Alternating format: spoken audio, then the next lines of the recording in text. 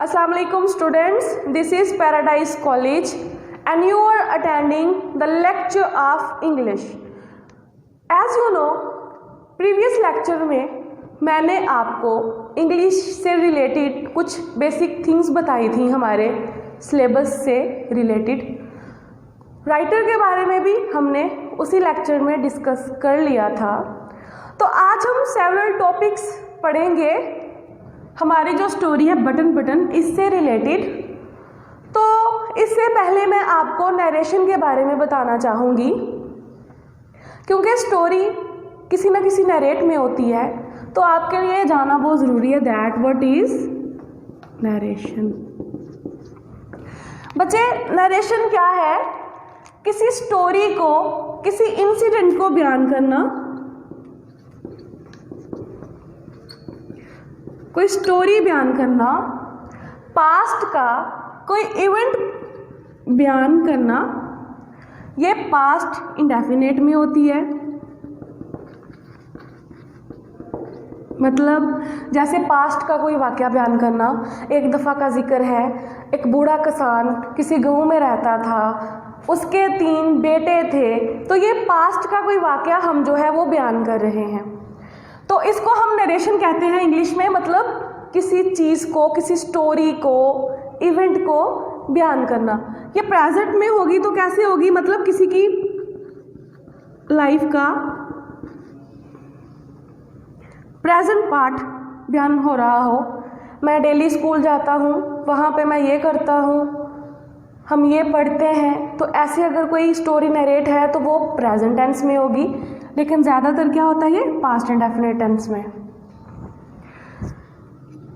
अब आपको इतनी तो समझ आ गई होगी कि नरेशन क्या है।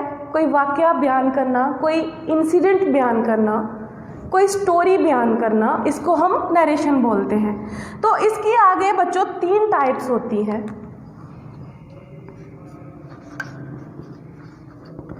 वो कौन कौन सी? First narration,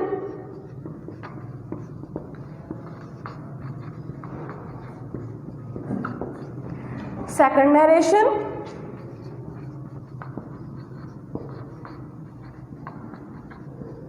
and third narration.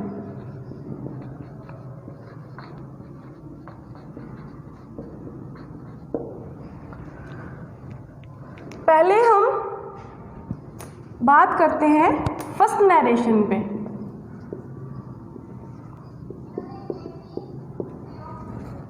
What is first narration? बच्चे, फर्स्ट नरेशन में first person point of view होता है।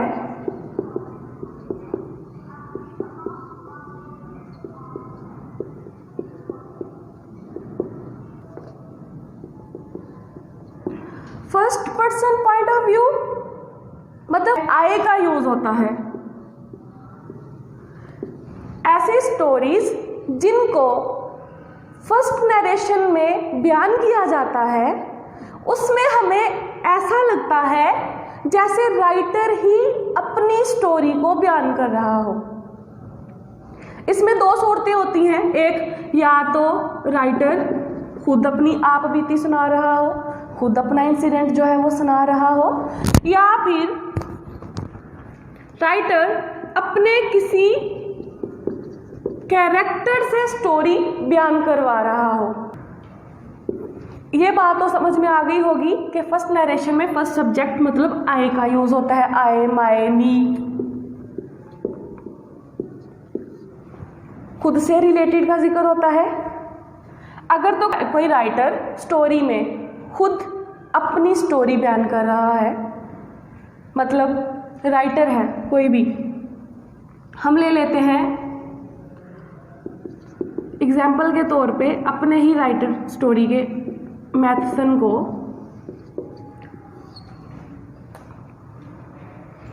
अब उसकी लाइफ का एक इंसिडेंट ऐसा हुआ, कोई भी जो दिलचस्प हो, उसने उसको लिखा। तो वो क्या लिखेगा? मैं एक दफ़ा कैलिफोर्निया गया, मैंने वहाँ पे देखा जो अफ्रीकन्स थे उनके साथ अमेरिकन का सलूक बहुत बुरा था। फॉर एग्जाम्पल, ये रियल नहीं है, मैं आपको एग्जाम्पल दे रही हूँ। तो अगर वो ऐसे स्टोरी बयान करेगा तो मतलब राइटर खुद स्टोरी बयान कर रहा है, ये भी फर्स्ट नरेशन में आ जाएगा। दूसरी सूरत इसमें ये हो सकती है कि रिचर्ड मैथसन की कोई स्टोरी है, उसमें उसने कैरेक्टर लिया है आगे एडवर्ड। अब एडवर्ड स्टोरी सुना रहा है, बयान कर रहा है, मेरा नाम एडवर्ड है, मैं कैलिफोर्निया गया या मैं न्यूयॉर्क गया, वहाँ पे मैंने क्या देखा कि अमेरिकन्स अफ्रीकन्स के साथ बहुत बुरा सलूक करते थे। मैं वहाँ पे रुका, मैंने ये देखा, मेरे साथ ये हुआ। ये सारा जो इंसिडेंट है वो एडवर्ड बयान कर रहा है, तो ये भी फर्स्ट नरेशन में होगा। आगे चलते हैं सेकंड नरेशन की तरफ।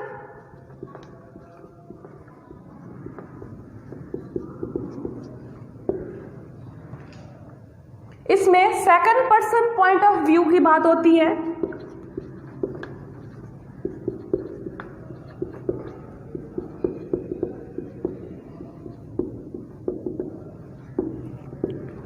इसमें सब्जेक्ट कौन सा यूज होता है? You, your. इंग्लिश लिटरेचर में स्टोरीज में सबसे कम यूज होने वाली जो नरेशन है वो ये है।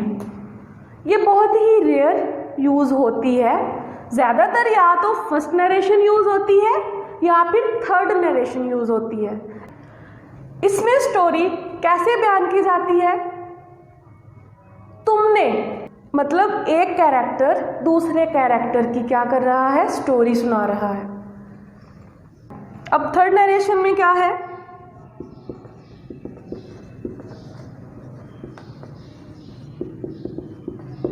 इसमें third person point of view होता है।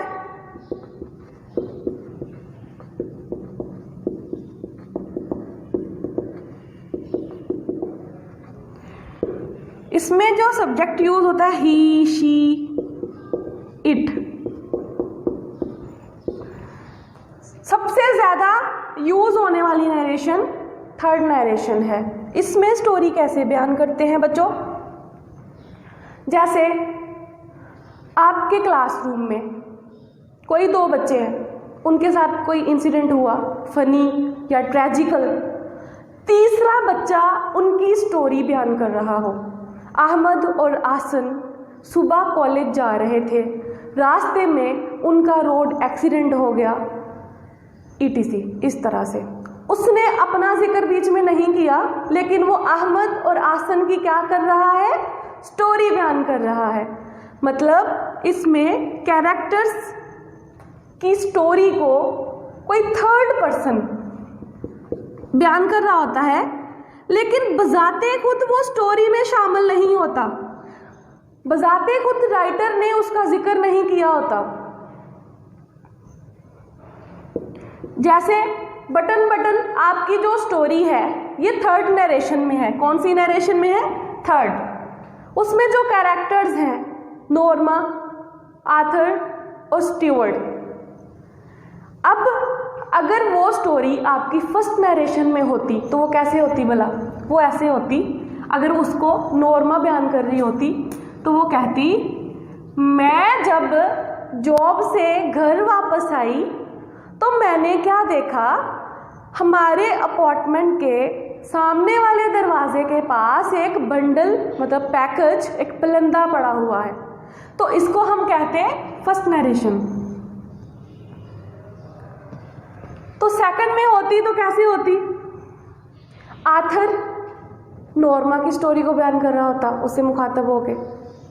तो थर्ड नरेशन में है तो क्या है? ना तो आर्थर स्टोरी बयान कर रहा है, ना नॉर्मा, ना ही स्टीवर्ट। कोई थर्ड पर्सन हमें कहानी बता रहा है। नॉर्मा जब घर वापस आई तो उसने एक बंडल देखा, उसको उठाया और घर ले आई। आर्थर दीवान खाने में स्टडी कर रहा था, रात को 8 बजे स्टीवर्ट ने आना था। अब ये सारी बात मैं समरी में क्लियर करती हूँ, स्टोरी क्या है। फिलहाल मैं जस्ट आपको एग्जाम्पल दे रही हूँ कि थर्ड नरेशन में है, इसलिए कैरेक्टर्स की स्टोरी को कोई और बंदा बयान कर रहा है। तो अब आपको पता चल गया होगा नरेशन क्या है। तो मैं स्टोरीज में साथ साथ आपको बताती जाऊंगी कौन सी स्टोरी आपकी कौन सी नरेशन में है। तो फर्स्ट हमारी जो स्टोरी है बच्चों, वो अब तक आपको पता चल गया होगा कौन सी नरेशन में है, थर्ड में। Is the clear? अब हम बात करते हैं कैरेक्टर्स पे कि हमारी स्टोरी में कैरेक्टर्स कौन कौन से हैं। There are 3 characters in our story. कौन कौन से? बात कर लेते हैं स्टीवर्ट, नॉर्मा, आर्थर। बच्चे ये 3 कैरेक्टर्स हैं हमारे पास स्टोरी में। नॉर्मा कौन है? नॉर्मा वाइफ है किसकी भला? आर्थर की। ये एक क्या है? मैरिड कपल है।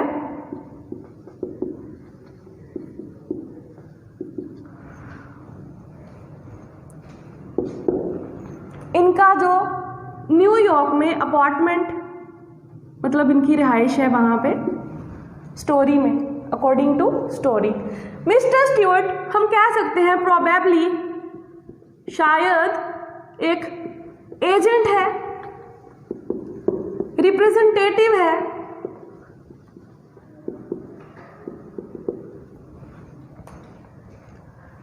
अब हम इनको क्या करते हैं, मजीद एक्सप्लेन कर लेते हैं, इनसे अच्छे से इंट्रोड्यूस हो जाते हैं स्टोरी में, फिर हमें प्रॉब्लम ना हो।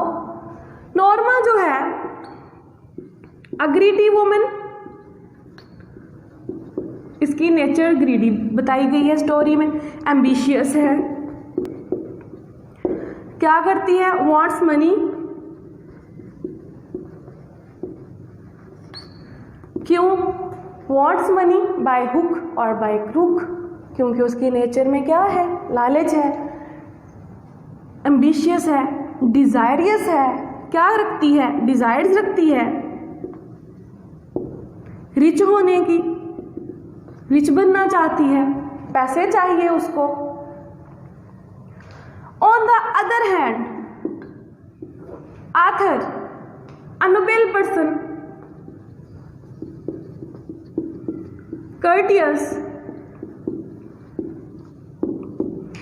एक अच्छा आदमी, अच्छा इंसान, बाय नेचर हैप्पी। किससे हैप्पी भला? विथ हिज लाइफ स्टेटस, मतलब जितना है शुक्र करता है उतने में, नॉर्मा की तरह ग्रीडी नहीं है। सारी स्टोरी में नॉर्मा की नेचर को ग्रीडी ही दिखाया गया है और इसको नोबेल। मेन जो एस्पेक्ट्स हैं इनके कैरेक्टर्स के वो यही हैं। अब सोचने की बात है ना, दोनों हस्बैंड वाइफ हैं, नेचर में इतना डिफरेंस। एग्जैक्टली यही पॉइंट है स्टोरी का बच्चों। Richard Mathison the writer of this story, उसने ऐसा कपल क्यों क्राफ्ट किया बता सकता है कोई? वो क्रिटिसाइज कर रहा है मॉडर्न मैन, मॉडर्न जनरेशन पे। आज के इंसान एक ही छत के नीचे रहते हुए भी एक दूसरे को पहचानते नहीं हैं, जानते नहीं हैं। That's the main concept of the story. This is the very basic concept. अब चलते हैं थर्ड कैरेक्टर की तरफ जो है मिस्टर स्टीवर्ट। अब सारा पंगा जो है ना स्टोरी में इसी का डाला हुआ है। ये क्या चाहता है? शायद कमीशन चाहता है, किसी कंपनी का एजेंट है, किसी ने रिप्रेजेंट किया इसको। अपने कैरेक्टर को मिस्टीरियस रखता है। ये एक मिस्टीरियस कैरेक्टर है बच्चों। हमें नॉर्मा को तो पता चल गया कि वो आर्थर की वाइफ है, वो कैसी है हमें ये भी पता चल गया, आथर कौन है, कैसा है, हमें ये भी पता चल गया। लेकिन ये जो था ना स्टीवर्ट, ये बड़ा मिसना था। इसने सारी स्टोरी में अपने कैरेक्टर को हाइड रखा, सीधी तरह बताया ही नहीं मैं कौन हूं। बस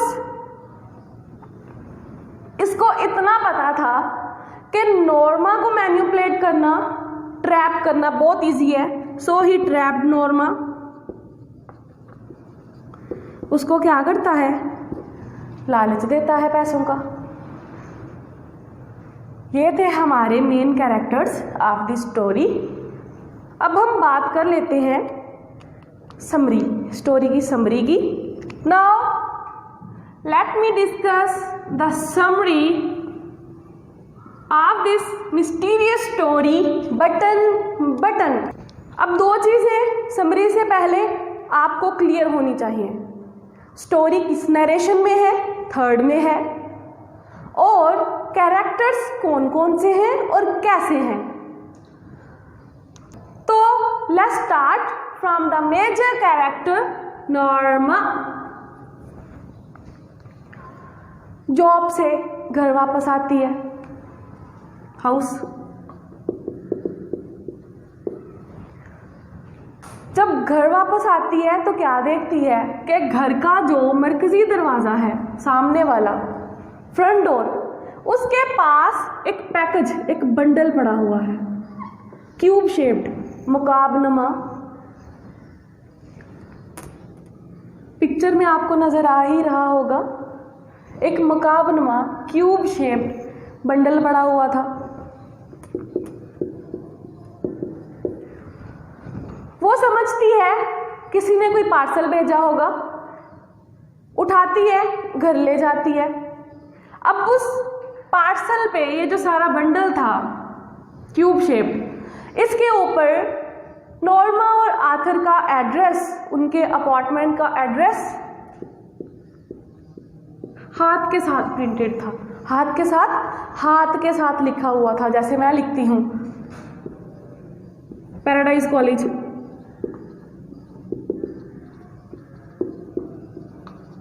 दरमान रोड। तो इस तरह से हाथ के साथ लिखा हुआ था, कंप्यूटराइज्ड करके उसको प्रिंट नहीं किया हुआ था। वो जब बंडल को लेके आती है तो किचन में मेमने की चांपे ग्रिल में रखने के बाद, ग्रिल मतलब हम इसको ओवन बोल सकते हैं, ओवन में मतलब खाने की तैयारी कर रही होती है ना, तो उसकी चांपे मेमने की टुकड़े, पीसीस, बाइट्स ग्रिल में रखने के बाद इसको सोफा पे लेके बैठ जाती है, बटन को, ये सारा जो पैकेज है इसको। वो बंडल जब गत्ते का वो खोलती है जो टेप के साथ जुड़ा होता है, तो उसके अंदर से एक वुडन बॉक्स निकलता है, लकड़ी का एक बॉक्स है, लाइक ये ऐसे एक बॉक्स है लकड़ी का, इसके ऊपर बटन फिक्स है और बटन के ऊपर एक टॉप निकला हुआ शीशा लगा हुआ है। अब वो इस शीशे को, डोम को उतारने की कोशिश करती है, जो कि नहीं उतारता। रीज़न क्या था भाई, वो अपनी जगह पे लॉक था, उसको क्या लगा हुआ था, चाबी लगनी थी फिर खुलना था। अब चाबी डिब्बे में नहीं थी। अब वो जो बक्स था, फर्ज कर लो ये बक्स है, वो देखती है ये खुल क्यों नहीं रहा, ऐसे ऐसे। जब वो इसके पैंदे पे पहुंचती है, इसको पलटाती है, तो क्या देखती है, एक फोल्डेड किया हुआ, एक फोल्डेड पीस कागज का एक टुकड़ा, टेप, स्कॉच टेप, शीशा टेप हमारे घरों में आम यूज होती है, उसके साथ ये कागज का टुकड़ा है, ऊपर इसके टेप लगी हुई है, बटन ऐसे है तो उसके पैंदे के साथ टुकड़ा जुड़ा हुआ है। वो उसको ऐसे उखाड़ती है, उसको खोलती है, ऊपर क्या लिखा होता है, mister Stewart will call on you at 8 PM। Mister Stewart आपकी तरफ रात को 8 बजे विजिट करेगा। अब उसको क्या पता मिस्टर स्टीवर्ट कौन है, तो वो क्या समझती है, मतलब कोई सेल करना चाहता है इसको, वो छोड़ गया। वो रात को 8 बजे हमें आगे इसके बारे में बताएगा, आया कि हमें पसंद आया या नहीं। 8 बज गए रात के, दरवाजे पे घंटी बजी। आर्थर, नॉर्मा का हस्बैंड, दीवान खाने में, लिविंग रूम में, मतलब अपने बेडरूम में स्टडी कर रहा था, मतालिया कर रहा था, कोई बुक रीड कर रहा था। On the other hand Norma was in the kitchen. Norma कहाँ पे थी? किचन में। अब नॉर्मा को पता था कि रात को 8 बजे मिस्टर स्ट्यूअर्ट नाम का कोई बंदा आने वाला है, जिसका कनेक्शन किसके साथ है? बटन के साथ। तो वो आवाज़ लगाती है, भाई मैं देखूंगी, दरवाजे पे मैं देखूंगी। जाती है, दरवाज़ा ओपन करती है, आगे क्या देखती है? हॉलवे, राहदारी जिसको हम बोलते हैं, घरों में हॉल बने होते हैं ना, हॉल, तो उनका आगे दरवाज़ा लगा होता है, मतलब अपार्टमेंट का मेन जो डोर है। वहाँ पे एक छोटे कद का आदमी खड़ा था। जैसे ही नॉर्मा दरवाज़ा खोलती है, वो क्या करता है? हैट पहनी हुई थी, ऐसे हैट उतार के ना ऐसे सलाम पेश करता है। ये क्या है? This is a traditional way to greet someone. मिलने का उनका तरीका है, सलाम करने का। फिर वो नॉर्मा से पूछता है, मिसिज लेविस। लेविस उनकी फैमिली का नेम था, आर्थर लेविस, नॉर्मा लेविस, जैसे यहाँ पे राणा गुज्जर या चौधरी। तो वो आगे से कहती है यस, हाँ। तो वो कहता है आई एम मिस्टर स्ट्यूअर्ट, मैं मिस्टर स्ट्यूअर्ट हूँ। इंट्रोड्यूस करवाता है। नॉर्मा कहती ओह ठीक है, आ गई समझ, मतलब बटन के साथ कनेक्शन है तुम्हारा, ये तुम ही छोड़ के गए थे। तो वो कहता है मे आई कम इन, क्या मैं अंदर आ सकता हूँ? मतलब अब सारी बातें, सारी एक्सप्लेनेशन दरवाजे पे थोड़ी ना करूँगा, अंदर जाते हैं, बटन के बारे में बात करते हैं। नॉर्मा आगे से क्या रिप्लाई करती है? आई एम रादर बिजी, भाई मैं कदरे मसरूफ हूँ। ये क्या अजीबोगरीब बटन भेज दिया, फ्रॉड ही होगा। मिस्टर स्ट्यूअर्ट उसको कहता है कि ये बड़ा कीमती साबित हो सकता था, और तीर निशाने पे जा रहा था। उसने नॉर्मा को ट्रैप ही तो करना था। अब मिस्टर स्ट्यूअर्ट को थोड़ा सा गुस्सा आ गया। वो क्यों?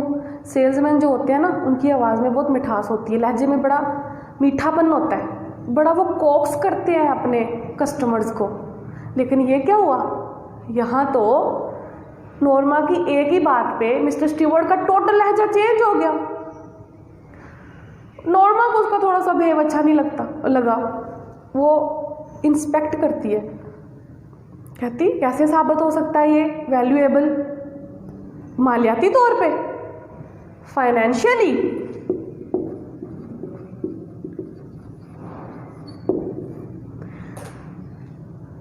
अब नॉर्मा ने अपनी नेचर के अकॉर्डिंग ही उससे पूछा है।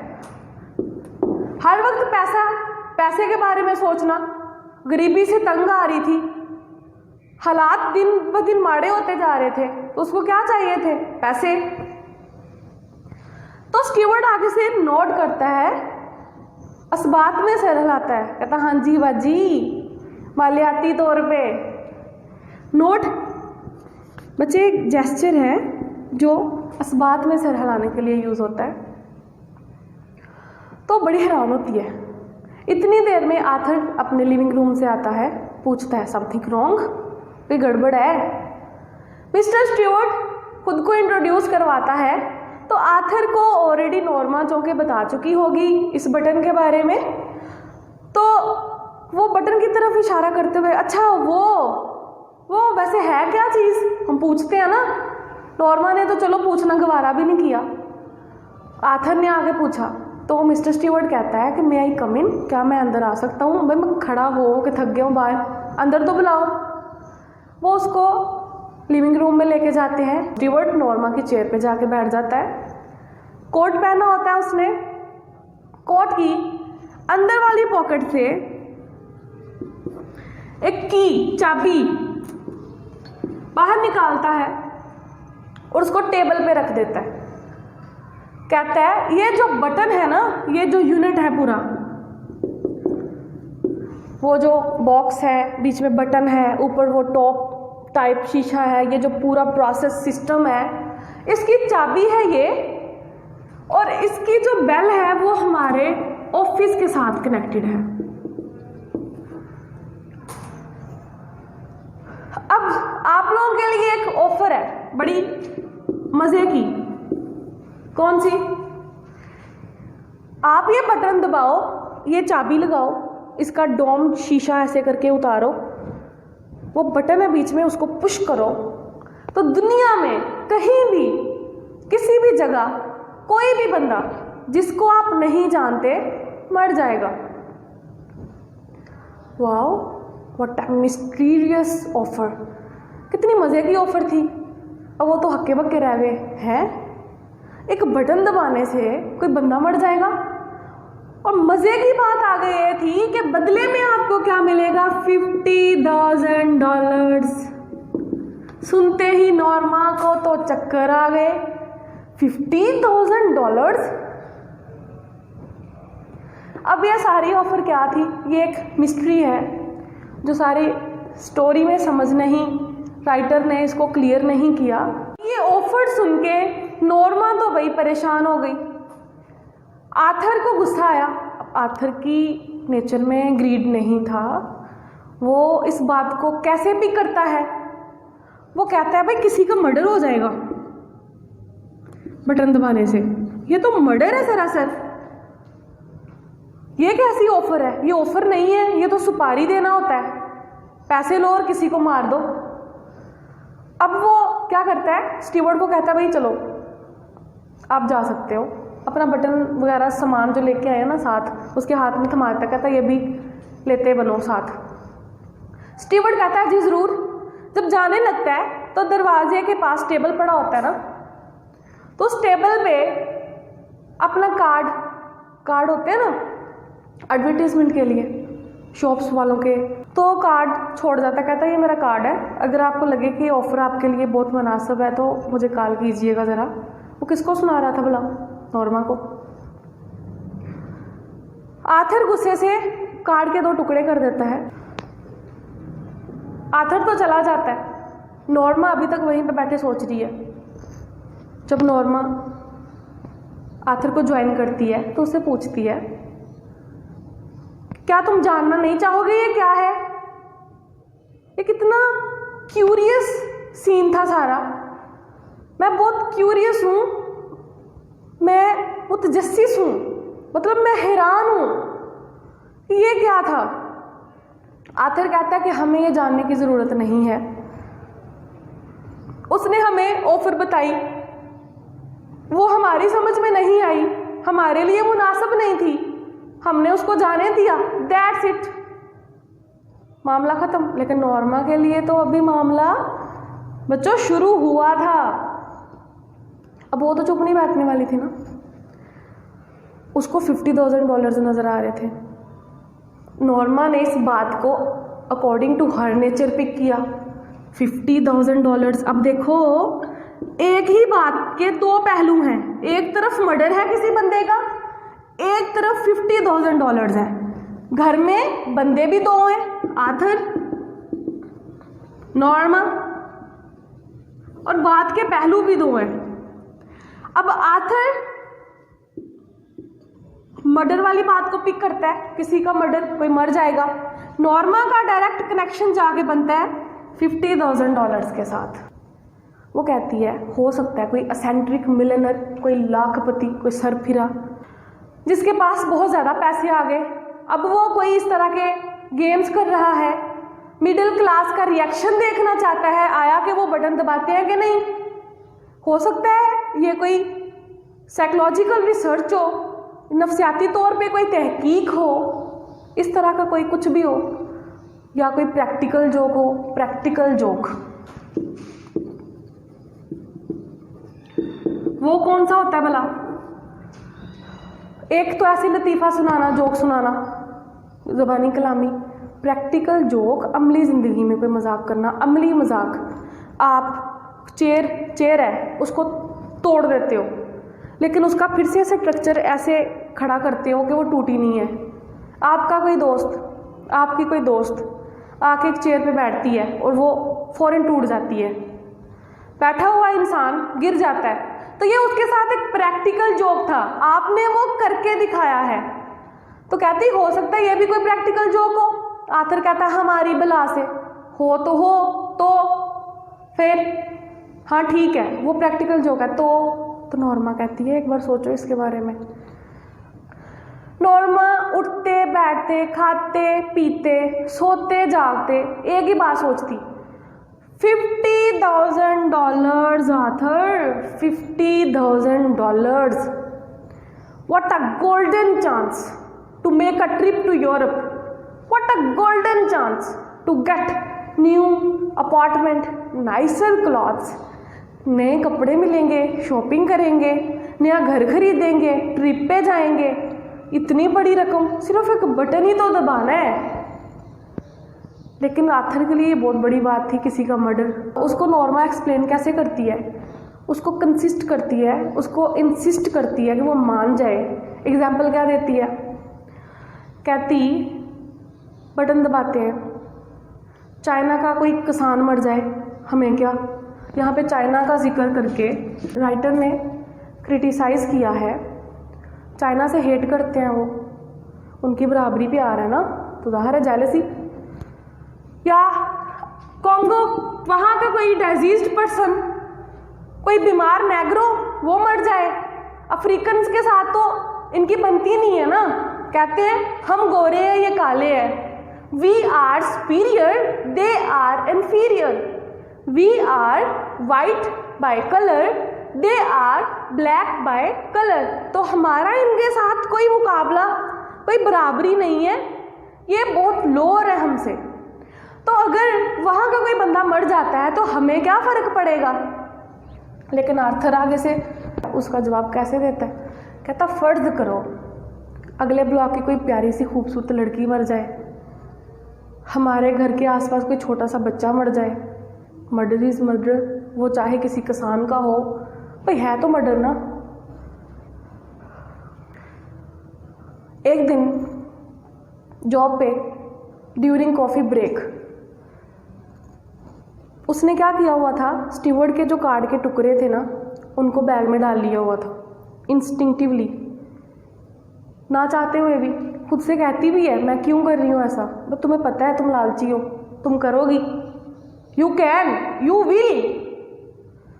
अब उन टुकड़ों को बाहर निकालती है, टेप लगाती है, जोड़ती है, ऊपर क्या देखती है, सिर्फ उधर मिस्टर स्टीवर्ड का जस्ट नेम और कॉन्टैक्ट नंबर, बस ये दो चीज़ें थी। बेसिकली तो कार्ड पे क्या होता है, अगर किसी शॉपकीपर का है तो दुकान का पता भी लिखा होगा, नाम भी लिखा होगा, लेकिन वहाँ पे जस्ट मिस्टर स्टीवर्ड का नाम और कॉन्टैक्ट नंबर था। कॉल करती है, पहले तो तकरीबन बंद करने वाली होती है लेकिन नहीं करती बंद। मिस्टर स्टीवर्ड की वॉइस आती है, हाँ जी मोहतरमा फरमाइए। कहती है आपने ये जो सारी बात सुनाई थी हमें, क्या ये सच में ऐसा है, कोई बंदा मर जाएगा, इस बात की समझ नहीं आई थी। कहता जी दैट्स करेक्ट, ऐसा ही है। आपने क्या करना है, push the button and get $50,000, that's all. Mister Stewart कहता है अगर आप इंटरेस्टेड है तो क्या मैं पैकेज दोबारा छोड़ जाऊं। गुस्से से फ़ोन कर देती है, कहती बिल्कुल नहीं, सर्टनली नॉट। चाहती तो वो थी लेकिन ये नखरे थे ना उसके। अगले दिन फिर वो क्या देखती है, जब जॉब से वापस आती है तो डोर के पास क्या पड़ा हुआ है, वही बंडल अगेन पड़ा हुआ है। दरवाज़ा बंद कर लेती है गुस्से से, उसको पकड़ती है, फिर ले जाती है किचन के सबसे नीचे वाले कैबिनेट में रख देती है, दराज में। और क्या सोचती है, सुबह इसको बाहर फेंक देगी। डिब्बे को टेबल पे रखती है, एक अरसे तक उसको, मतलब कुछ देर तक उसको घूरती है, हिम्मत करती है, बटन दबा देती है, पुश, चलो स्यापा खत्म, बटन दबा दिया। जब वो बटन दबाती है तो उसकी बॉडी में एक चिल वेव, एक लहर सी उठती है कि वाकई कोई बंदा मर रहा है। एक लम्हे के लिए इंसान को होता है ना फील, मैंने ये काम कर दिया है, किसी की जान निकल रही होगी, क्या वाकई कोई मर रहा है, कौन मर रहा है। इंसान के माइंड में बहुत सारे क्वेश्चंस रेज होते हैं ऐसी मिस्ट्री से। फिर वो नॉर्मल होती है। रात को जब किचन में काम कर रही होती है, डिशेस वॉश करने वाला, तो उसको एक हॉस्पिटल, लेनॉक्स हिल हॉस्पिटल से कॉल आती है। जिसने कॉल की होती है वो उसको क्या इन्फॉर्म करता है कि आर्थर का एक्सीडेंट हो गया है। सबवे एक्सीडेंट मतलब रेलवे की पटरी के आगे किसी ने उसको पुश कर दिया है, किसी ने उसको धक्का दिया, वो चलती ट्रेन के आगे आ गया, उसकी क्या हो गई, डेथ। अब नॉर्मा के लिए बात बहुत शॉक्ड थी, बहुत, ये क्या, आज ही बटन दबाया, किसी ने दुनिया में मरना था, मेरा ही हस्बैंड मर गया। अभी वो इसी शशोपंज में होती है कि स्टीवर्ड की कॉल आती है, उसको चीख के कहती है, भाई तुमने कहा था कोई ऐसा बंदा मरेगा जिसको हम जानते नहीं होंगे, ये क्या, मेरा अपना हस्बैंड मर गया। वो आगे से बड़ा ही प्यारा सा जवाब देता है, the last line of this story, my dear lady, do you think that you know your husband, क्या तुम्हें लगता है कि तुम अपने हस्बैंड को जानती हो। ये कैसी बात कर गया भाई। मैंने जैसे आपको पहले ही बताया कि मॉडर्न एज पे क्रिटिसिज्म है। आज के इंसान एक ही छत के नीचे रहते हुए भी एक दूसरे को सही से डीपली नहीं जानते हैं। अब रह गई बात $50,000 की, तो अब उनका क्या बना भला। आर्थर की इंश्योरेंस पॉलिसी थी। अब ये पॉलिसी उसके एक्सीडेंट के बाद डबल हो जानी थी, उसकी इंडेमनिटी डबल हो जानी थी। वो कितने की थी, $25,000 की, $25,000 की। तो जब एक्सीडेंट में उसकी मौत के बाद उसने क्या हो जाना था, प्लस डबल हो जाना था, तो वो 50 हो गई। अब नॉर्मा के माइंड में था कि उसको ये 50,000 अलग मिलेंगे और वो बटन वाले अलग मिलेंगे, भाई वो तो अमीर हो जाएगी। पर नहीं, हस्बैंड की डेथ भी हो गई और उसकी इंश्योरेंस पॉलिसी के ही जो है ना उसको पैसे मिले। तो ये जो इंश्योरेंस पॉलिसी का बीच में गेम हुआ, इससे हम जस्ट अंदाजन, प्रोबेबली, मे बी सपोज करते हैं स्टोरी में कि स्टीवर्ड किसी इंश्योरेंस पॉलिसी कंपनी का एजेंट था, उसको कमीशन चाहिए था, उसको इंश्योरेंस पॉलिसी किसी की पास करवानी थी, तो वो नॉर्मा को यूज़ करता है, उसको ट्रैप करता है, क्योंकि उसके हस्बैंड की पॉलिसी थी। That's all. ये थी हमारी समरी बटन की। Let's move toward translation.